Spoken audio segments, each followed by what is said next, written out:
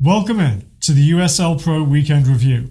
My name's Nicholas Murray, very pleased to be joined by David Wagner as we take a look back at three key talking points from this past weekend of action. Starting off with Orlando City, who took a thrilling 3-2 victory against the Richmond Kickers to move 6 points clear at the top of the USL Pro standings, as Kevin Molino broke the single-season scoring record with his 16th goal of the season. Now, Orlando never trailed, and their two new additions from Benfica both had an impact, as Estrella and Rafael Ramos each found the back of the net. But Richmond was in it until the final whistle, thanks to goals by George Davis IV and Nate Robinson. David, what did you take away from this game? Well, at the end of the game, Orlando really put themselves in the driver's seat to win the regular season title this year. They have the advantage on points, but let's talk about what happened on the field. On the field, a great performance by Orlando. You're going away to a tough place to play in Richmond. Very difficult conditions. I think it was pouring pretty much the entire second half. And then you add in the fact that Richmond pretty much had the ball the entire second half. So great composure by Orlando to hold firm and ultimately walk out of there with 3 points. Well, another team that's been on a really good run of form lately is the Charleston Battery,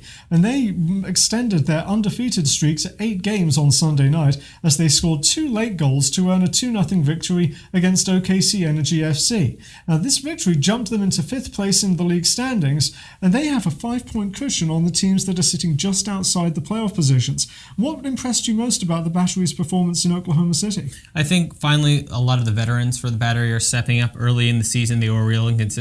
But now you see the contributions from a Kelly, from a Falvey, those guys that have been around and have done it with the Battery.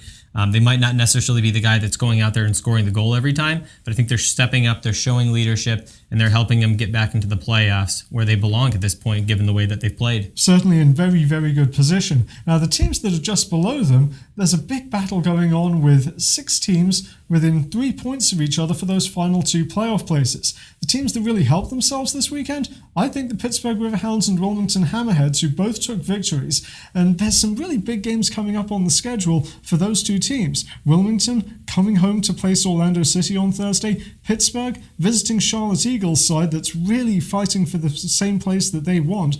There's a lot to look forward to. What do you think the key is going to be for the teams that are looking to get into those final 2 playoff places? Yeah, Pittsburgh certainly has a lot of momentum right now. Obviously struggled so much during the season, but now they come out, they scored some great goals this weekend as well. A lot of good momentum. They need to keep that going. We all know that they have a talented roster, a lot of good players, so it's important to keep that going. For Wilmington, it's huge. You come away from a very difficult road trip, getting 3 points and then another point yesterday against LA, almost 3 points. So they need to keep that going as well. I think they've really come together well as a team, overcome the adversity of a difficult coaching change situation. So if they can keep that momentum going, it would also be important. Well, another team that's in the mix for that final 2 playoff places is Arizona United, and they play later this afternoon against Seattle Sounders FC Reserves at 4 p.m. Eastern Time, 1 o'clock Pacific. Well, stay tuned for all of the updates for that on Twitter. We're hoping that we're going to get a live stream from that game as well from Starfire Soccer Stadium, and hopefully you'll join us again on Friday as we take a look back on that and all of this weekend's key action.